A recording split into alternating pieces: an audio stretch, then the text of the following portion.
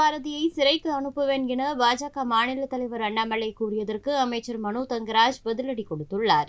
RS பாரதியை சிறைக்கு அனுப்புவேன் சொல்லி அண்ணாமலை சவால் விட்டுருக்காரு. அதை எப்படி சொல்லுங்க? RS பாரதி ஒன்றும் கிரிமினல் குற்றவாளி அல்ல. அவர் மீது எந்த குற்ற வழக்குகளும் கிடையாது. முதல்ல பாஜகவினர் அவருடைய கட்சியில் இன்றைக்கு சுமார் 277 பேர் தீவிர குற்றச் செயல்களில் ஈடுபட்டவர்கள் பல்வேறு உயர் பொறுப்புகளில் இருக்கிறார்கள் என்பதை ஆதாரங்களோடு காங்கிரஸ் கட்சி வெளியிட்டிருக்கிறது. அவர்கள் மீது ஆயிரக்கணக்கான வழக்குகள் இருப்பதையும் கூறியிருக்கிறது. அதற்கு முதல்ல அவங்க பதில் சொல்லணும். அவங்கள முதல்ல ஜெயிலில் அனுப்பி அவர்களால் பாதிக்கப்பட்ட மக்களுக்கு நீதி நியாயம் வழங்குவதற்கு அவர்கிட்ட சொல்லுங்க. அது நல்லதா இருக்கு. இன்னைக்கு சாட்டை துரைமுருகன் கைது செய்யப்பட்டிருக்காரு.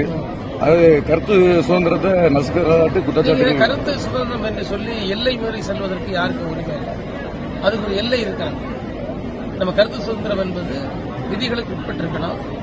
அது மற்றவர்களை புண்படுத்துகின்ற, மற்றவர்களை வேதனைப்படுத்துகின்ற, வன்முறையை தூண்டுகின்ற, அமைதியை சீர்குலைக்கின்ற விதத்தில் இருப்பதற்கு பேர் கருத்து சுதந்திரம்.